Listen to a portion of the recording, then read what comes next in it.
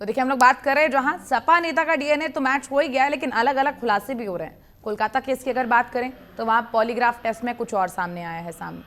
और अगर हम बात करें तो देखिए, देश में अलग अलग समय पर अलग अलग रेप केसेस, अलग अलग अपराधी, अलग अलग पीड़ित, लेकिन न्याय की दरकार हर किसी को है और हर दिन नए खुलासे हो रहे हैं, क्योंकि जैसे जैसे जांच की प्रक्रिया आगे बढ़ती है नए नए खुलासे हो जाते हैं और इनमें कहीं ना कहीं सियासत भी देखने को मिलती है। ऊपर से लेकर नीचे तक, अधिकारियों से लेकर अफसरों तक किसी ना किसी की संलिप्तता जरूर पाई जाती है। तो वापस लौटेंगे अपने पैनल की तरफ, जहां हमारे साथ हमारे गेस्ट जुड़े हुए हैं। रत्नेश जी लगातार बने हैं हमारे साथ, रविंदर जी भी बने हुए हैं हमारे साथ, नेहा रस्तोगी हैं और गीतिका चतुर्वेदी जी लगातार बनी हुई हैं। सबसे पहले नेहा जी, आपके पास अब आना चाहूंगी। देखिए, राजनीति अपनी तरफ है, लेकिन जिस पीड़ित के साथ ये सारी चीज़ें होती हैं उसके लिए न्याय की जो सबसे अहम ज़रूरत होती है वो उसकी तरफ है। पूरा परिवार सफ़र करता है जब लड़की की बात आती है, क्योंकि हम जिस सभ्य समाज में रहते हैं वहाँ पर अगर लड़की के साथ ऐसी चीज़ें हो जाती हैं तो वो लोग घर से बाहर निकलने लायक भी नहीं रहते हैं। मुंह छुपाया जाता है, पेरेंट्स भी अपना मुंह छुपाते हैं और दर दर भटकते हैं न्याय की आस में। कभी कोर्ट, कभी कचहरी, कभी पुलिस थाने, यही प्रक्रिया चलती रहती है। और फास्ट ट्रैक कोर्ट की अगर बात करें, उसके नाम पर कुछ नहीं है। एक जांच शुरू होते होते, अगर आरोपी साबित होते होते कई साल निकल जाते हैं, 6 साल, 5 साल, 7 साल, लेकिन न्याय तब भी ठीक से नहीं मिल पाता और वो समय बड़ा कठिन होता है उन पीड़ितों के लिए जिनके साथ ये कांड हुए होते हैं। नेहा जी। जी बिल्कुल, आपने सही बोला। ये बात से मैं सहमति रखती हूँ, क्योंकि जो एक महिला के साथ जो रेप जैसा वारदात होता है, तो वो इमोशनली साथ में वो फिजिकली दोनों तरीके से एक तरीके से टूट जाती है। तो इसमें मेरे हिसाब से अभी जैसे भाई साहब, जो सपा पार्टी के जो भाई साहब रविंदर जी इसमें 2 तलाक की बात ला रहे थे, उनको एक इमोशंस लेकर ये इशू पे ये बहुत ही सीरियस मुद्दा है, हमारी माँ बेटियों का मुद्दा है, जिसके साथ ऐसा कुछ हो रहा है जिसमें हम सबको इकट्ठे मिलकर इस समाज में रोक करना चाहिए, साथ में हमें एकजुट होकर इसके खिलाफ आवाज उठाना चाहिए, ना कि यहाँ पर अपने में अपनी कोई भी पार्टी से, कोई भी कहाँ से बिलोंग करके हमें लड़ना चाहिए। जो हो रहा है समाज में वो बहुत ही अफसोसजनक है। साथ में उसके अमेंड करने के लिए हमारी बीजेपी सरकार ने बहुत सारे नए कानून में पहले भी बदलाव लाया था, आज भी बदलाव लाए और हमारी पूरी कोशिश रहेगी एक अधिवक्ता के रूप में भी कि मैं बहुत अच्छे से अच्छा इसमें इंसाफ दिला पाऊं जितने भी हमारी पीड़ित महिलाएं हैं। लेकिन जो ग्राफ आ रहा है और जो बढ़ रहा है रेशियो, ये रेप केसेस जो कैलकाटा में हो रहा है, आपका यहाँ पर जहाँ पर हो रहा है, एमपी में हो रहा है, और भी जगह जितने जगह हो रहा है, तो ये बहुत ही सीरियस मुद्दा है। तो इसमें हमें समझना चाहिए कि बेसिक रूट कॉज क्या है।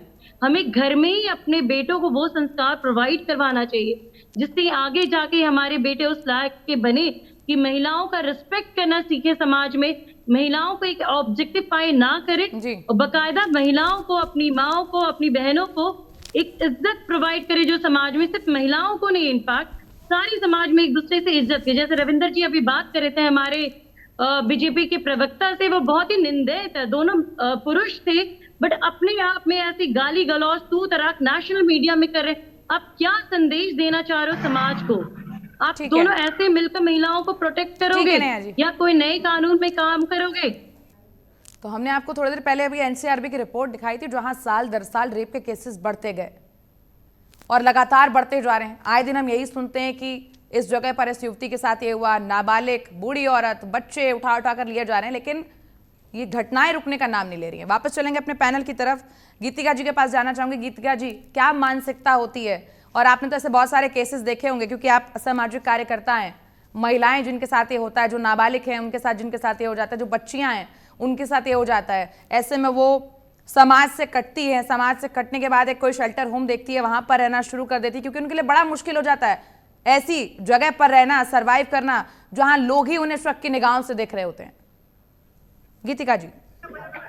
जी देखिए, एक समाज में एक परसेप्शन जाता है किसी के लिए, बच्चों के लिए, महिलाओं के लिए। हम महिलाओं को आगे आने में 1000 साल लग गए, तो हमें ये कोशिश करनी चाहिए, उन माता पिता को मैसेज देना चाहिए कि समाज में जब लड़कियां निकल रही हैं तो उनको एक प्रोटेक्शन दें। सुरक्षा पहली जरूरत है, शिक्षा बाद की जरूरत है। या कहीं भी हम बाहर निकल रहे हैं, बच्चों को भेज रहे हैं, तो हमें पहले इंश्योर करना चाहिए कि उनकी सुरक्षा क्या है। और यही माता पिता करते हैं कि एक समय ऐसा आएगा कि सारे माता पिता अपने बच्चों को कैद कर देंगे, जो होता आया हुआ है, और ये नेतागण आपस में तू तड़ा करते रहेंगे। समय ऐसा है कि देश से हर जगह ऐसी वारदात हो रही है। हम सभी को एकजुट होके एक समाज में मैसेज देना चाहिए कि इन निंदनीय कार्यों को करने वालों को कठोर से कठोर सजा मिले। उसके लिए जो भी पार्टी हो, जो भी व्यक्ति हो, वो साथ में आए और ऐसे दोषी लोगों के लिए तुरंत और पुख्ता सबूत लाए, ताकि तुरंत पीड़िता को न्याय मिले और समाज में एक संदेश जाए कि इस तरह की निंदनीय घटना अब नहीं समाज बर्दाश्त करेगा और नहीं होनी चाहिए। नैतिक शिक्षा पे जरूर जोर देना चाहिए। जी हाँ जी, मैं इसमें एक इंटरप्ट करना चाहूंगी। मैडम जी नेहा जी। जो बातें बोली है, एक्चुअली उस बातों से मैं सहमत रखती हूँ, लेकिन साथ में एक थोड़ा सा बदलाव चाहती हूँ। हमें सिर्फ एक समाज में मैसेज नहीं देना चाहिए, सर्विस स्टार्ट फ्रॉम होम। हमें एक माँ के तौर में, एक बहन के तौर में अपने घर में वो बदलाव लाना चाहिए। अपने बच्चों से बात करना चाहिए डिस्पाइट ऑफ एनी जेंडर, चाहे वो लड़की हो या लड़का हो। हमें इतना खुला हुआ घर में एक माहौल देना चाहिए। मैं वही कह रही थी कि नैतिक शिक्षा बहुत जरूरी है। ये घर से लेके स्कूल तक ये पहली प्राथमिकता है कि बच्चों को नैतिक शिक्षा दी जाए, वो लड़की हो या लड़का। मैं उसी बात पे आ रही थी कि यहाँ से अगर शुरुआत हो तो बच्चों में मोरलिटी लाई जाए कि वो सबकी इज्जत करें, वो लड़की हो या लड़का। समानता का भाव आए, ये नहीं कि हाँ अपनी बहन बहन है, दूसरे की बहन बहन नहीं है। लेकिन गीतिका जी ये नैरेटिव तो अगर जैसे हम मान लीजिए आज की तारीख से, गीतिका जी ये जो नैरेटिव आप बता रही हैं, जो हमें सेट करना पड़ेगा, जो परसेप्शन बना हुआ है, तोड़ना पड़ेगा। अगर हम मान ले कि आज की तारीख यानी 2 सितंबर से शुरू होता है, तो ये आज की पीढ़ी से शुरू होता हुआ जाएगा, जो जनरेशन है। लेकिन जो पहले गुजर चुकी है, अमूमन कांड वही कर रहे हैं, 18 साल, 20 साल, 14 साल, 13 साल, 12 साल के बच्चे।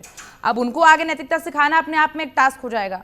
तो इसके लिए ऐसा होना चाहिए कि कोई एक ऐसा रूल सेट होना चाहिए, सरकार की तरफ से कानून होना चाहिए जिसमें तुरंत कार्रवाई हो।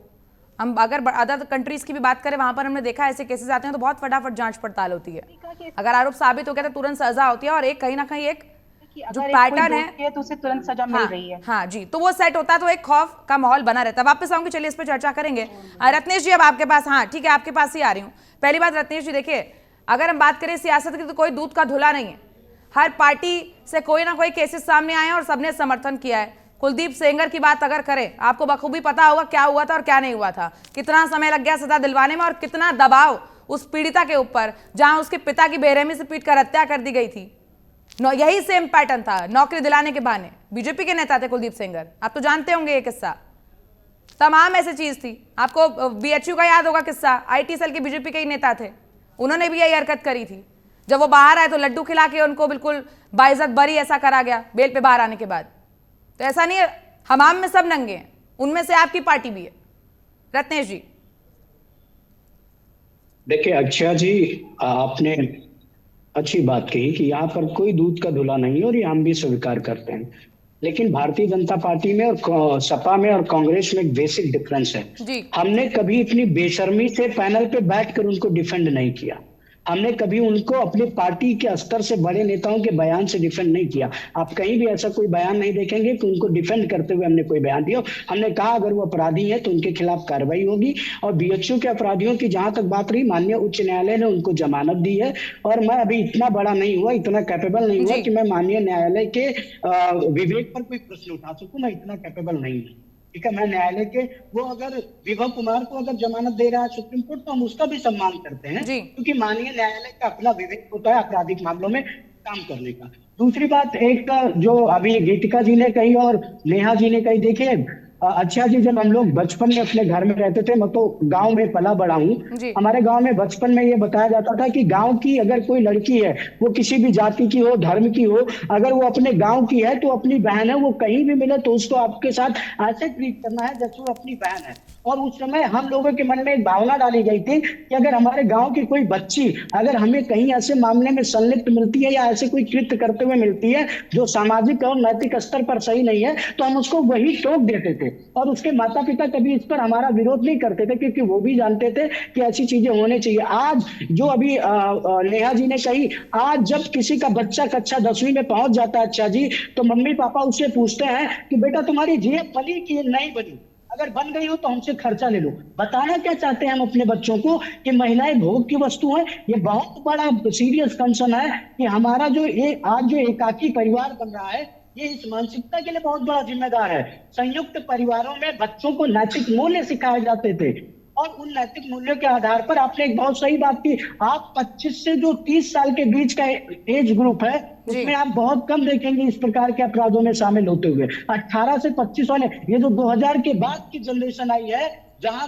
खासकर आप लोगों ने अपने आप को मॉडर्नाइजेशन में डाल लिया। रत्नेश जी ऐसा नहीं है, आपका आंकड़ा यहाँ गलत है, पाठ्यक्रम से आपका आंकड़ा गलत है। अच्छा जी, अच्छा नाबालिग के साथ रेप हुए हैं, पर अच्छा जी, किए सुन बालिग तो लोगों लीजिए। ने, अच्छा जी, नाबालिग अच्छा के जी, साथ सुन तो रेप लीजिए। हुए अच्छा जी, सुन हैं, तो किए लीजिए। बालिग लोगों ने, आप- जिनकी उम्र आप- 30 से आप- पार अच्छा रही है। जी, ये 18 से 25 की अच्छा जी, कैटेगरी नहीं है अच्छा जी, मैं जवाब दे दूं। जी। थोड़े अच्छा आंकड़े जी, दुरुस्त देखिए, कर आज रही है हमारे आपके। शैक्षणिक हम लोग जब बचपन में पढ़ते थे गांव में, तो हम लोग को एक किताब पढ़ाई जाती थी नैतिक शिक्षा की।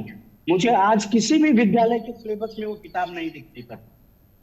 तो जब हमको मोरल एजुकेशन से ही हटा दिया गया, दूर कर दिया ठीक है गया। रत्नेश जी, और इतनी बड़ी बड़ी मानिए मानिए, ठीक है, एक मिनट, इतनी बड़ी बड़ी जो इसीलिए बातें यहाँ मानिए- करी जा रही है, उम्मीद है कि अमल भी हो। अच्छा जी, 10 जी, सेकंड, अच्छा, अमल भी अच्छा जी, हो। 10 सेकंड बस।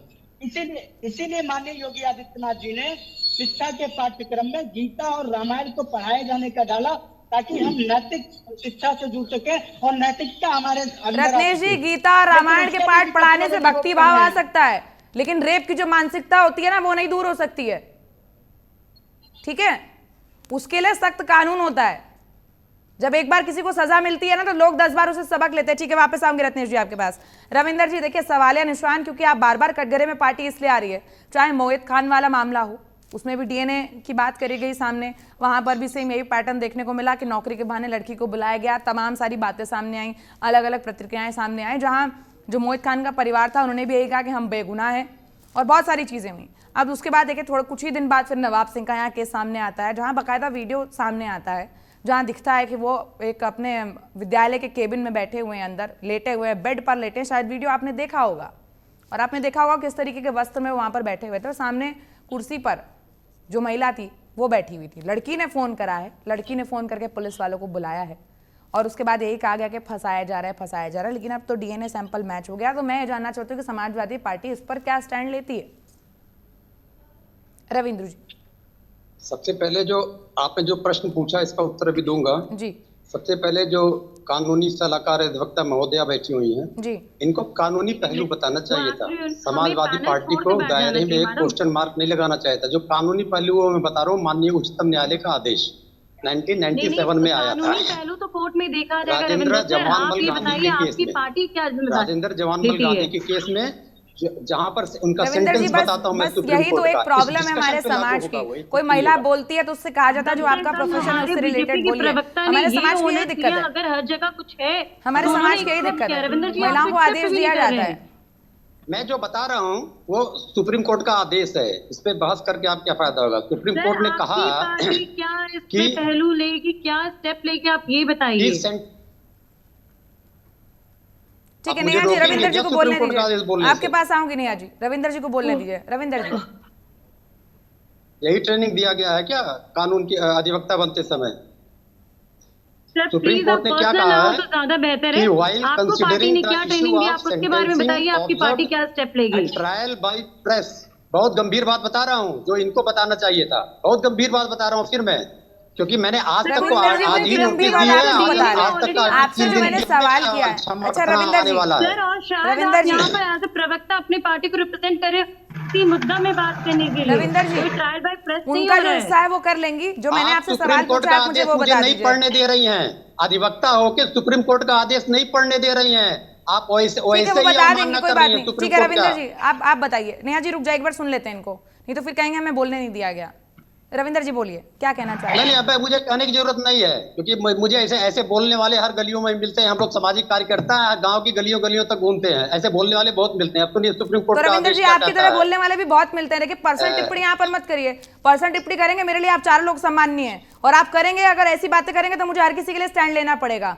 फिर आप मुझे बोलेंगे मैं प्रवक्ता हूँ। अगर मेरे ये मत ऊपर करिए, अगर मेरे मेरे ऊपर डिबेट में पर्सनल बैठ के मत करिए। टिप्पणी किया रत्नेश मिश्रा ने, नेहा रस्तोगी ने, तब आपने क्यों बात नहीं कहा? मैंने कही, आपने सुनी नहीं है शायद। मेरा नाम लेके कही है आपने, सुनी नहीं है शायद। रविंदर जी आपको सुनना चाहिए था। मैंने उनको भी बोला है, उनके मुद्दों पर उनको भी बोला है। क्योंकि तुमने कहा था कि मैं बलात्कारी का पक्ष ले रहा हूँ। मैं अभी भी तू तड़ा कर रहा हूँ क्योंकि तूने कहा कि मैं बलात्कारी का पक्ष ले रहा हूँ। मैंने बलात्कारी को सजा देने की क्यों कर रहे हैं तू तड़ा? और अब तू झूठ क्या बोला, संदेश देना चाह चैनल रहे पे के झूठा, इसकी रिकॉर्डिंग तेरे पास जाएगी और तू आगा। और उससे अच्छी रिकॉर्डिंग यहाँ पर ना सब लोग देख रहे होंगे कि आप लोग कैसे तू तड़ा कर रहे हैं। उससे माफी मांगी। तूने क्या वो गलती की है जो तुझे नहीं करना चाहिए था। तेरे जैसे प्रवक्ता नुपुर शर्मा भी आए, तेरे जैसे प्रवक्ता यहाँ पर सुधांशु भी आए और चले गए। भारतीय जनता पार्टी ने उनको बाहर बिहार में, और तेरे जैसा वक्ता यहाँ के कानून का अगर नहीं कर रविंदर जी, सकते, क्या आप अपनी भाषा को लगाम दे सकते हैं? झूठ बोल सकते, उन्माद नहीं फैला सकते हैं। और रत्नेश जी रुक जाइए, रत्नेश जी एक सेकंड रुकिए। रत्नेश जी,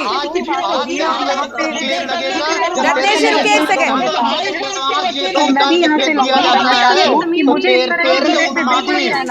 कानून नहीं मानने वाले, रत्नेश जी एक सेकंड रुक जाइए।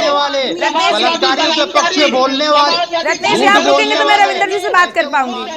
रत्नेश जी आप रुकेंगे तो मैं रविंदर जी से बात कर पाऊंगी। झूठ बोलने वाले भारतीय जनता पार्टी को लिप उठा के फेंक देगी। सब लोग एक साथ अगर बोलेंगे तो मुझे नहीं लगता है कि आज इस शो में कोई निष्कर्ष निकल पाएगा। तू दो कौड़ी का हो जाएगा तुरंत। और तेरी ये जो इतना गर्मी है तेरे अंदर संवेदनशील में ना, मुद्दा है, तेरी गर्मी सब शांत हो जाएगी। इतना संवेदनशील मुद्दा है, यहाँ हम लोग रेप की बात कर रहे हैं, इसीलिए तू झूठ पीड़िता बोला, की बात कर रहे हैं, झूठ बोला, न्यायपालिका की बात कर रहे हैं, पीड़िताओं के हो रहे अपमान की बात कर रहे हैं, नारी शक्ति की बात कर रहे हैं, और आप दोनों आपस में ही लड़े, आपस में ही आप दोनों लड़े जा रहे हैं। आपको किसी से मतलब नहीं, आप दोनों को किसी से मतलब नहीं, बदनाम करने की चेष्टा करते और बहुत अच्छा संदेश दे रहे हैं आप दोनों, बहुत बढ़िया संदेश दे रहे हैं, दिखा रहे हैं कि पार्टियां किस तरीके से काम करती हैं। किसी की संवेदनशीलता से कोई मतलब नहीं है दोनों नेहा को। जी भी आएंगी, बिल्कुल।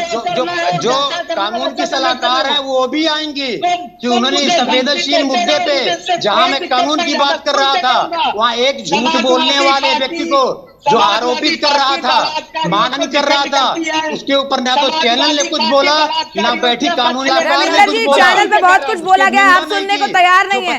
दोबारा ये जब डिबेट हो रही होगी ना, वापस से रिवाइंड करिएगा और इसको कान खोल कर सुनिएगा। मुझे लगता है आपको आवश्यकता है देखने की कि यहाँ पर क्या कहा जा रहा है और क्या नहीं कहा जा रहा है, क्योंकि वन वे कन्वर्सेशन आप कर रहे हैं, आप लगातार अपनी बात बोलते चले जा रहे हैं और बड़ा अच्छा एग्जाम्पल पेश कर रहे हैं, बहुत अच्छा एग्जाम्पल पेश कर रहे हैं आप रविंदर जी। तुझे पार्टी भी किनारे की, तुझे पार्टी भी किनारे करेगी। मेरे जैसे उन्मादी यहाँ बुलाए जाते हैं भारतीय जनता पार्टी में। और देख लीजिए आप लोग कितने असंवेदनशील व्यक्ति हैं। जो हमारी महिलाएं पैनल पर जुड़ी हुई थी, वो आप लोगों की इस हरकत के कारण पैनल छोड़ चुकी हैं। ये आप दोनों की खामी है, भारतीय जनता और पार्टी आप लोग क्या पार्टी और क्या देश संभालेंगे। देख लीजिए आप दोनों की हरकतों की वजह से जो फीमेल पैनलिस्ट थी वो ये शो छोड़ के जा चुकी, क्योंकि आप लोग सुनने को तैयार नहीं थे। आप लोग अपनी तू तड़ाक में लगे रहे, इतना संवेदनशील मुद्दा चल रहा था। आप दोनों में से किसी ने 2 मिनट के लिए ये नहीं सोचने की, समझने की जरूरत है। ऐसे उन्मादी तत्वों को बुलाइएगा तो आपका सारा अब मुझे ऐसा लगता है आप दोनों को ही माफी मांगनी चाहिए, जो झूठ बोल रहा क्योंकि है, आप सुनने को तैयार नहीं है। मैं कह रहा हूँ बलात्कारी को कड़ी से कड़ी सजा दिया जाए। ये इनको जिनको उन्माद का जहर पिलाया गया है, वो कह रहा है मैं बलात्कारियों का पक्ष ले रहा हूँ। इसने झूठ बोला है, कोर्ट में आएगा, माफी मांगेगा। इसके साथ में वो जो नेहा मैडम थी अधिवक्ता, उनको भी आना पड़ेगा, उनको भी आके अपना पक्ष कोर्ट में रखना पड़ेगा। ये डिबेट ऑन रिकॉर्ड है, ऑन रिकॉर्ड जाएगी, इसके पूरे डिबेट का संज्ञान लिया जाए कोर्ट में। एक नोटिस में पहले आज तक को भेज चुका हूं, दूसरी नोटिस अभी जवानी आपके मुंह से दे रहा हूँ, अधिवक्ता बैठा हुआ है, इसको दे रहा हूँ। ठीक है, और इस केस में हो सकता है आपके चैनल को भी अपना पक्ष रखना पड़े। ठीक है रविंदर जी, कैसे व्यक्ति को रविंदर जी झूठ बोल रहा हो, लड़कियों के बलत्कार के मामले में झूठ बोल रहा हो, अब मेरी बात सुनिए रविंदर जी, उसको आपने पूरा मौका दिया बोलने का। ठीक है रविंदर जी, उसको आपने रोका नहीं, रविंदर जी क्षेत्र में था, रविंदर जी रोका नहीं है, इसका मतलब कहीं ना कहीं है। रविंदर जी जब तक आप सुनेंगे नहीं, आप सुनने के इच्छुक नहीं होंगे, किन्हीं भी जब तक आपको मेरी आवाज पहुंचेगी कि नहीं पहुंचेगी, ना तो कोर्ट पे विश्वास है, ना तो किसी चीज पे विश्वास है। प्रोपेगेंडा इंडस्ट्री चलाते हैं, रविंदर इनके जी। पार्टी में 51 बलात्कारी लिस्टेड है, उसमें ठीक है। चर्चा नहीं करेंगे। अभी आपने रविंदर भी जी, बोला, रविंदर जी आपने सुना नहीं पाठक था, मैडम, आपने इनके सुना नहीं था बलात्कारियों का रविंदर नाम जी, लिया, उसमें रविंदर भी जी आपने इसकी सुना नहीं था, बोलने की मैंने हिम्मत कुलदीप नहीं हुई। सेंगर का नाम लिया था, आपने सुना नहीं था मैंने बनारस हिंदू यूनिवर्सिटी का नाम लिया था, आपने सुना नहीं था मैंने हाथरस कांड का मैंने नाम बोल लिया दिया इस था, बात को। नहीं लिया था मैंने इस बात को बोल दिया, हाथरस कांड नहीं रविंदर बोला जी। था आपने 3 कोट किए थे। चलिए आप उसमें- बोल देती हो हाथरस कांड, अब तो आपको पता है ना, मैंने ये बोला था कि हमाम में सब नंगे, दूध का धुला कोई नहीं है, आप ये नहीं बोला कह था सकते, आपने, मैं आपकी बात आप कह ये रही नहीं हूं। कह सकते कि बात नहीं करेंगे इन टॉपिक पे। मैं सही कह रहा हूं, आपने जो सही किया है वो सही कह रहा हूं, लेकिन इन लोगों को आना पड़ेगा, जो इन लोगों ने गंभीर झूठ बोला है, जो हमारी पार्टी की मानहानि किया है, इन लोगों को आना पड़ेगा। तो और रविंदर जी आएंगे, आप आने किसी आने वीडियो के लिए जब रिकॉर्डिंग आप के उनको माध्यम बोलने से का आएंगे, समय नहीं ये देंगे, बताएंगे।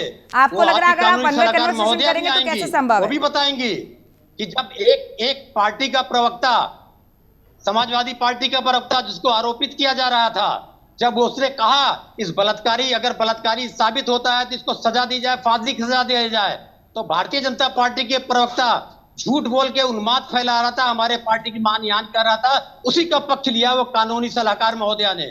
रविंदर और जी किसने मुझको कहा था, तू तड़ाक की बात, रविंदर जी उनको किसने कहा ये था, बात कहनी पड़ेगी रविंदर आगे जी कोर्ट किसने में, वो कहा था अपना कि पक्ष फांसी की रखना सजा पड़ेगा। अगर अगर आरोपी कोर्ट मानता दोषी है पाया गया, कि उन्होंने गलत रविंदर किया, जी आरोपी तो दोषी पाया गया ज्यादा कीजिए, तो हमें सख्त उस कार्रवाई चीजों और में कोई फांसी की परेशानी सजा नहीं मिले, है। ये किसने अभी कहा भी था मेरा मुझे वही बताइए। सवाल है जो प्रवक्ता ने आपसे पूछा था और साथ मैंने में मैं कहा भी था, पूछ रही हूँ एज अ उस बलात्कारी महिला को होने सजा के मिले। नाते कि आप क्या मैंने कहा स्टेप था लोगे कि जो नवाज डीएनए सिंह को टेस्ट में आया है। नवाज सिंह को लाते हुए मैंने कहा था कि उस बलात्कारी को सजा मिले, ये मेरे रिकॉर्डिंग में है।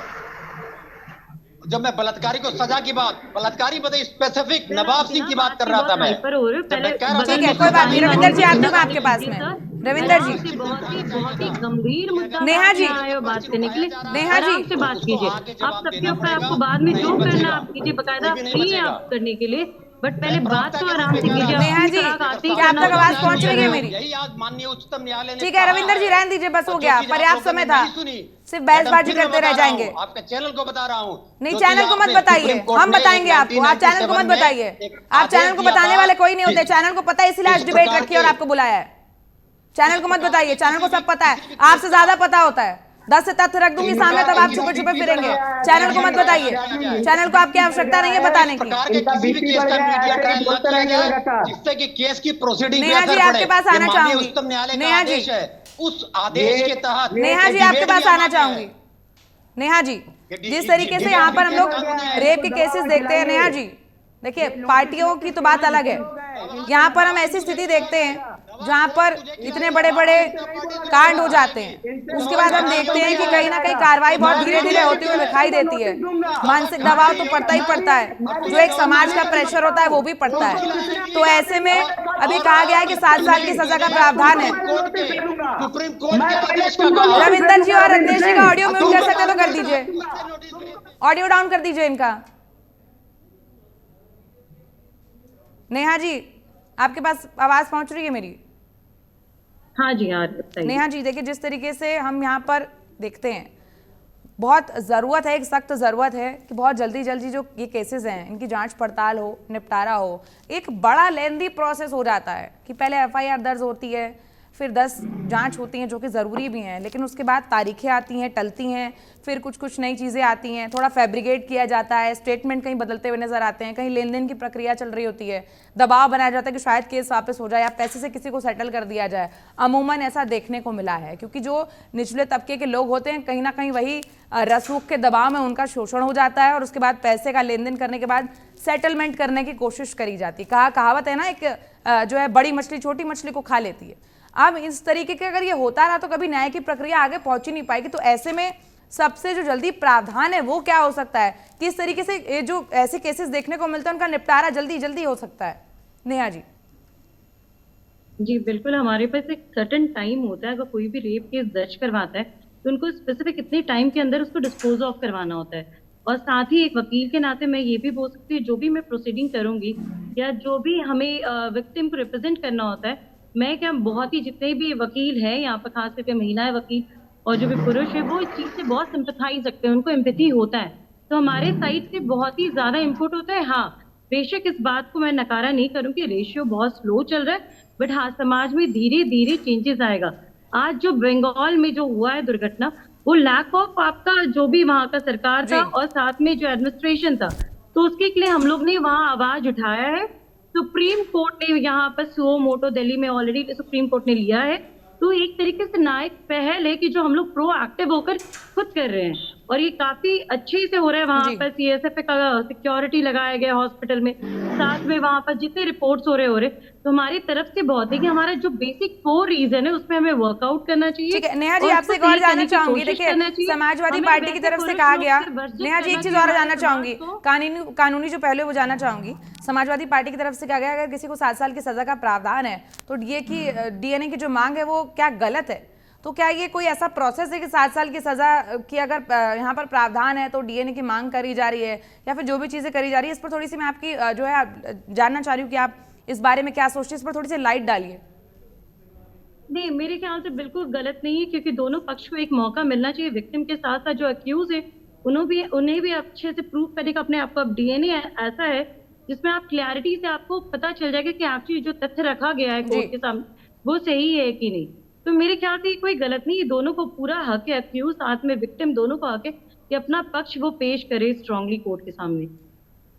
ठीक है गीतिका जी आपके पास आना चाहूंगी क्योंकि समय का अभाव भी होने वाला है, फटाफट फाइनल कमेंट की ओर भी हम लोग चलेंगे।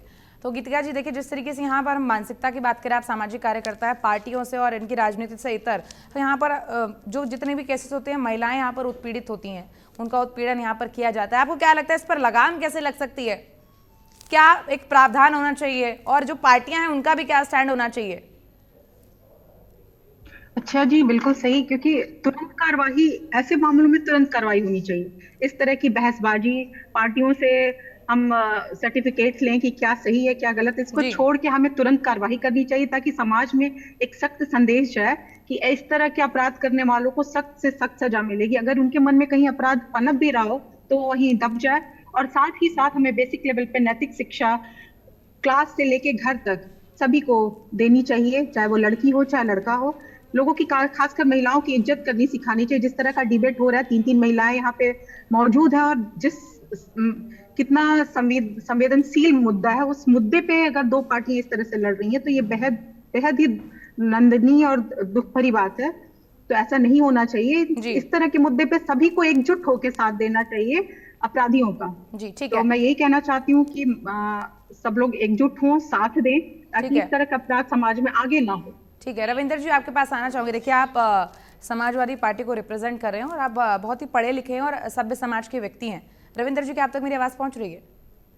अबे तू सीरियस है ही नहीं, रविंदर जी का है नहीं कि तुझे सीरियस लिया जाए। रविंदर जी अरे आप लोग का मुझे लगा था सीरियस कोर्ट लेगा। रविंदर जी मुझे लगा था आप दोनों का मसला सॉल्व हो गया होगा। मुझे लगा आप दोनों ने इतनी देर तक आपस में समझौता कर लिया होगा, बातचीत कर ली होगी, लेकिन मुझे लग रहा हुआ नहीं। रविंदर जी क्या आप मेरी आवाज सुन पा रहे हैं? आज योगी आदित्यनाथ में सुप्रीम कोर्ट ने हथौड़ा यहाँ पर तब पता लगा होगा यहाँ पर सपा और बीजेपी जैसे चुनावी मैदान में लड़ रही है, ऐसे हमारी डिबेट में भी पीछे से भी लड़ रही है और फ्रंट से भी लड़ रही है। रविंदर जी क्या आप तक आवाज पहुंच रही है? फाइनल कमेंट लेना चाह रही हूँ आपसे। तो तेरे जैसे कई लाख करोड़ आए और चले गए, कुछ नहीं। ठीक है रत्नेश जी क्या आप तक मेरी आवाज आ रही है? रत्नेश जी क्या आप सुन पा रहे हैं मुझे? देखिए कोर्ट हम जैसे रत्नेश जी क्या आप मुझे सुन पा रहे हैं? जैसे बलात्कारियों का ये समर्थन करेंगे, खुलकर खुले मंच पर समर्थन करेंगे। मैं फिर कह रहा हूँ समाजवादी पार्टी बलात्कारियों का समर्थन कर रही है और करती थी। मैं खुले मन से कह रहा हूँ, मुझे माननीय सर्वोच्च न्यायालय ठीक है रत्नेश जी, ठीक है रत्नेश जी। रविंदर जी अगर आप फाइनल कमेंट देने के इच्छुक हैं, अपनी बात अगर रख पाए तो ठीक है, नहीं तो आप उलझे ही रहेंगे बीजेपी और अपनी पार्टी की लड़ाई में। इसीलिए मैं फाइनल कमेंट आपसे लेने आई थी, लेकिन मुझे लग नहीं रहा कि आपको मेरी आवाज पहुंच रही है या आप सुनना नहीं चाह रहे हैं। ठीक है शायद रविंदर जी तक आवाज नहीं पहुंच रही है और बार बार यही कहा जा रहा है कि वो समर्थन कर रहे हैं। कई सारे सवाल भी उनसे पूछे गए जिनका उन्होंने जवाब नहीं दिया है और लगातार वो बहस करते हुए रहेगा। तो यहाँ हमारी बात समाजवादी पार्टी की तरफ से जो एक स्टेटमेंट था, फाइनल स्टेटमेंट वो अधूरा रह गया कि आखिर अब समाजवादी पार्टी का इसको लेकर क्या स्टैंड है, क्योंकि अब डीएनए सैंपल भी मैच हो गया है। लेकिन इसी सवाल के साथ आपको जोड़े जाते हैं, छोड़ के जा रहे हैं कि आखिर देखना होगा कि इस केस की जो आंच है वो कहां तक पहुंचती है और उसके बाद क्या कुछ होता है। फिलहाल मेरे साथ खास पेशकश में इतना ही, लेकिन आगे की खबरों के लिए बने रहिएगा भारत अपडेट के साथ। नमस्कार।